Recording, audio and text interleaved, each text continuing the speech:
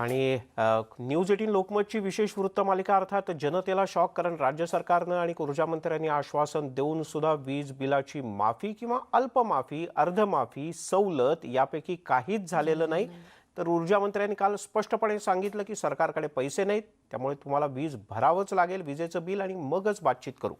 आपल्यासोबत आहेत राज्याचे माजी ऊर्जा मंत्री चंद्रशेखर बावनकुळे सर, स्वागत आहे आपलं न्यूज 18 लोकमतमध्ये. असं आहे ना की आपण राजकीय चर्चा तर निश्चित करू, कारण भाजपनं आंदोलनाचा इशारा दिलाय, विविध ठिकाणी मेळावे होऊ देणार नाही असं भाजपनं म्हटलंय.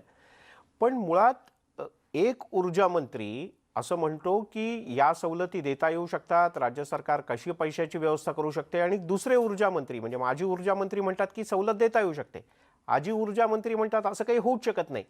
इतके टोकाचे मतभेद कसे काय? नियम तर तेच आहेत तुम्ही असताना आणि आताही. असं आहे की या सरकारला कामच करायचं नाही आहे आणि मुख्यमंत्री आणि वित्त उपमुख्यमंत्री ज्यांच्याकडे वित्त खातं आहे यांना या विषयाकडे जाणीवपूर्वक दुर्लक्ष केलं आहे. राज्याच्या ऊर्जा मंत्र्यांनी तातडीने 7-8 हजार कोटी जे काही लागतील मार्च, एप्रिल, मे, जून या 4 महिन्याकरता वीज बिल माफी केलीच पाहिजे. या 4 महिन्यामध्ये कुणीही उद्योगाला नव्हतं, कुणीही नोकरीवर नव्हतं, बेरोजगार होते लोक. आणि एक सोपा आहे, 300 युनिटपर्यंत वीज वापरणारा ग्राहक हा मध्यमवर्गीय आहे, बाला बलुतेदार आहे, डबेवाला आहे, फेरीवाला आहे. या ग्राहकांनी 4 महिन्याचं 1200 युनिट, 1 कोटी ग्राहक असतील, 8-10 हजार कोटी रुपये लागतील.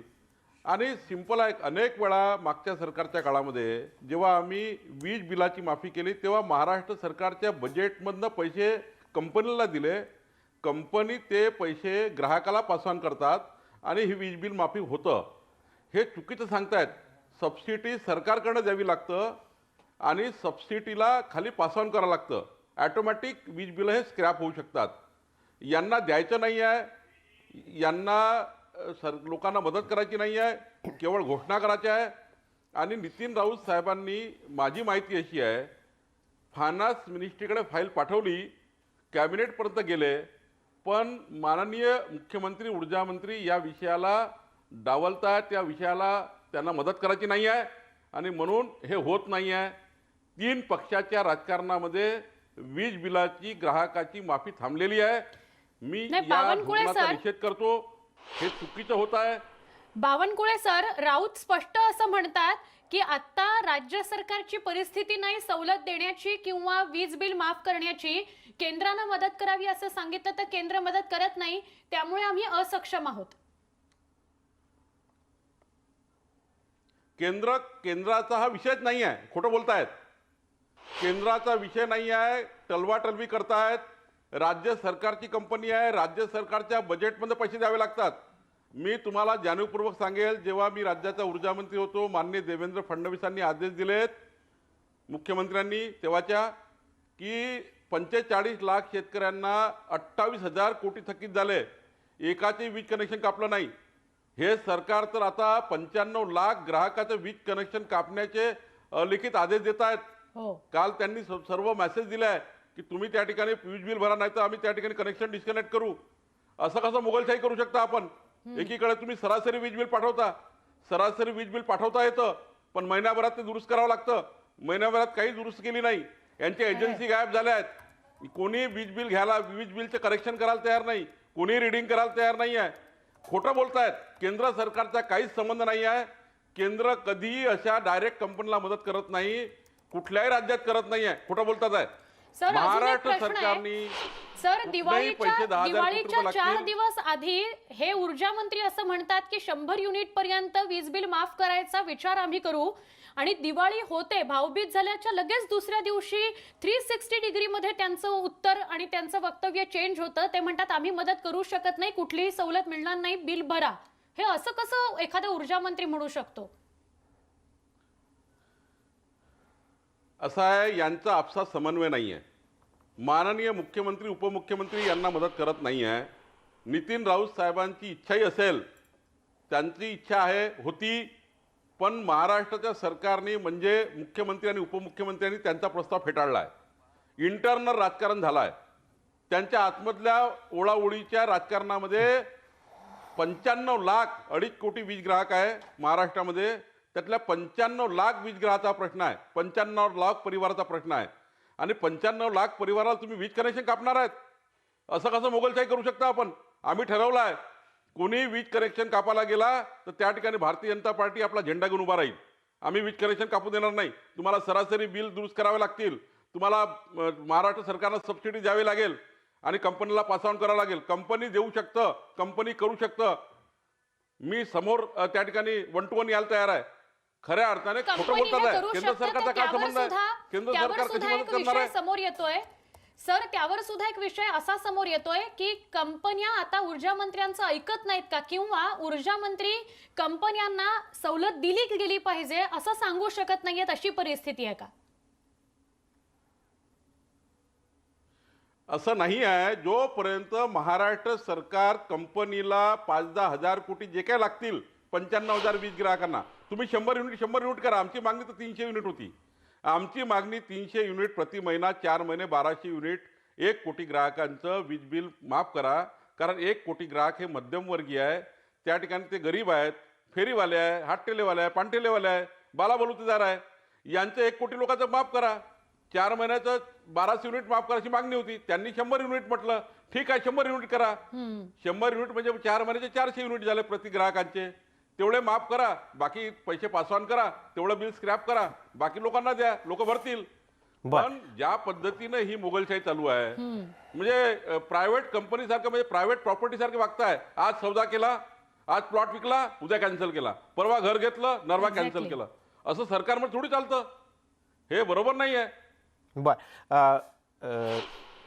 चंद्रशेखर भाऊ, आपल्यासोबत बाळा नांदगावकर जोडले गेलेत, मनसेचे नेते. प्रणाली कापसे आमची प्रतिनिधी आपल्यासोबत आहे आणि त्यांना काही महत्त्वाचे मुद्दे मांडायचे आहेत. प्रणाली. नक्की मिलिंद सर, आपण बघितलं तर सुरुवातीपासून मनसेनं हा विषय लावून धरलेला होता आणि बाळा नांदगावकर हे या सगळ्या शिष्टमंडळाचं नेतृत्व करत होते. मध्यंतरी राज्यपालांना जेव्हा मनसे अध्यक्ष राज ठाकरे भेटायला गेले, ज्यावेळेला विजेचा मुद्दा मांडला गेला, त्याही वेळेला बाळा नांदगावकर तिथे होते. बाळा नांदगावकर, मागच्या वेळेला तुम्ही मला असं म्हणाला होतात की खरं तर शासन देऊ करत आहे, फक्त आता मुद्दा श्रेयाची लढाई याच्यावरच अडलेला आहे. कॅबिनेटसमोर प्रस्ताव आहे आणि लवकरच वीज माफी जी आहे, बिल माफी जी आहे, थोडीफार सवलत जी आहे ती मिळणार आहे. काय झालं अचानक? आता ऊर्जा मंत्री म्हणतात सगळे पैसे भरावे लागतील. एक बरं, मी तुम्हाला एवढं सांगू इच्छितो का, खरं पाहता या सरकारने ह्या महाराष्ट्रातल्या तमाम गरिबांचं, गोरगरिबांचं अत्यंत विश्वासघात केलेला आहे. म्हणजे त्यांच्या तोंडालाच पाणी पुसले आहे. तुम्ही एका बाजूला सांगता की मी 100 युनिटपर्यंत वीज बिल माफी देणार, सूट देणार, दुसऱ्या बाजूला सांगता दिवाळीपर्यंत, दिवाळीत मी गोड बातमी देणार, सवलत मिळणार. आणि त्याच्यात अचानक असं काय झालं? मागच्या वेळेला मी तुम्हाला बोललो होतो की ह्या वीज बिलाच्या बाबतीमध्ये एप्रिल, मे, जून ही 3 महिन्याची बिलं जी वाढीव आली होती, त्या बिलांमध्ये आम्हाला सूट द्या, ती बिल माफी करा. आणि त्यासाठी जर राज्य सरकारला पैसे पाहिजे असतील तर राज्य सरकारने कर्ज काढावेत. महावितरण अत्यंत उत्तम प्रकारे वसुली करते आहे. आपण ज्या संस्थांना, मग ती अदानीचे असो, रिलायन्सची असो, BST असो किंवा इतर कुठली असो, या संस्थांना आपण सगळ्या सुविधा देतोच की नाही? मग त्यांनी आपलं ऐकायला नाही पाहिजे? MERCने क्लिअर कट सांगितलं होतं की जर त्यांना सुविधा द्यायच्या असतील, सवलत द्यायची तर देऊ शकतात. याचा अर्थ सरकारचा अंकुश पण नाही. आणि त्याच्यामुळे ही श्रेयवादाची लढाई आहे. एका बाजूला तुम्ही तो कॅबिनेटचा प्रस्ताव कॅबिनेटला नेणार म्हणून राहिला होता, का तर श्रेय कोणाला द्यायचं? शिवसेनेने ST कर्मचाऱ्यांसाठी पैशाची मागणी केल्याबरोबर ताबडतोब 1000 कोटीची व्यवस्था झाली. चांगली गोष्ट, आम्ही अभिनंदनही केलं त्याबद्दल. 2 ST कर्मचाऱ्यांनी आमच्या आत्महत्या केल्या होत्या, अभिनंदन केलं. पण हजारो लाखो करोडो वीज ग्राहक आहेत. या ग्राहकांचं काय? त्यासाठी का अर्थमंत्री एवढं अडून काय बसलेले आहेत? शिवसेनेला तुम्ही 1000 कोटीची मदत करू शकता त्या STच्या ह्याच्यामध्ये, मग इथे का देऊ शकत नाही? नाही देता येत तर तुम्ही त्याला सांगा महावितरणनी कर्ज घ्यावे. ते म्हणतात केंद्र सरकारला आम्ही कर्ज मागितले पण केंद्र सरकार अव्वाच्या सव्वा दर व्याज लावत आहे आणि म्हणून आम्हाला कर्ज घेणं शक्य नाही. मला वाटतं मी पहिली मीटिंग सन्माननीय ऊर्जा मंत्री नितीन राऊत यांच्यासोबत ज्यावेळेला केली होती एप्रिलमध्ये, त्यावेळेला त्यांनी सांगितलं होतं की आम्ही 10,000 कोटी रुपये मागितलेत. केंद्र सरकारने अजून कोणालाही मदत केलेली नाही. एका बाजूला केंद्र सरकार म्हणते की आम्ही खूप काही मदत राज्य सरकारना करतोय आणि करत आलेलो आहोत. माझं म्हणणं आहे जबाबदारी केंद्रावर ढकलून चालणार नाही. जबाबदारी तुमची आहे. तुम्ही कमिटमेंट लोकांना दिली होती, तुम्ही शब्द दिला होतात लोकांना आणि तुम्ही शब्द पाळत नाही आहात, कारण तुमच्यामध्ये श्रेयवादाची लढाई आहे म्हणून. नक्की. बाळा नांदगावकर यांचा स्पष्ट आरोप आहे की ही श्रेयवादाची लढाई आहे आणि त्याच्यामध्ये सर्वसामान्य जनतेचं नुकसान होत आहे.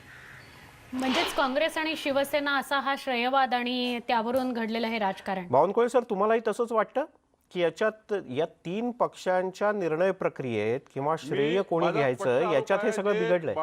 बाळा नांदगावकरजींनी जे म्हटलं ते खरं आहे. एसटी कर्मचाऱ्याचा वेळ आला 1,000 कोटी दिले, अनेक वेळा दिले ना आपण राज्य सरकारने. हा पहिला प्रसंग नाही आहे. मागच्या 5 वर्षात उद्योगांना मोठा वीज बिलाची वाढ झाली होती.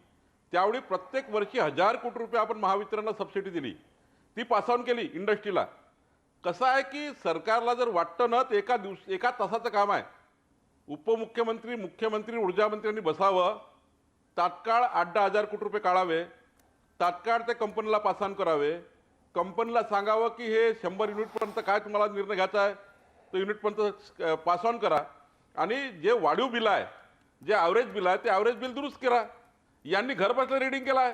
कोणी कोविडच्या काळामध्ये रिडिंग करायला गेलं नाही आहे. खरं आहे. आणि त्यामुळं नियमामध्ये असं आहे की ॲव्हरेज बिलिंग करता येतं, पण रिडिंग जेव्हा बिल भरतं, बिल भरण्यापूर्वी त्याचं दुरुस्त करून द्यावं लागतं. एकडे दुरुस्ती करत नाही आहे, ॲव्हरेज बिलिंग करताय, वसुलीचा त्या ठिकाणी तगादा लावताय, त्या ठिकाणी डिस्कनेक्टचा ऑर्डर पाठवलेले आहेत. हे काय मोगलशाही आहे का? बाळा नांदगावकर यांनी सांगितलं म्हणणं बरोबर आहे. केंद्राकडे बरोबर. ढकलाढकली चालू आहे. राज्य सरकारने जाहीर केलं होतं, राज्य सरकार ते करू शकतं, हे करत नाही आहे. यांना श्रेयाची लढाई लढायची आहे. हो आणि सर. त्यामुळं काँग्रेस, राष्ट्रवादी काँग्रेस आणि शिवसेना यांच्या भांडणामध्ये 95 लाख ग्राहक अटकले आहेत.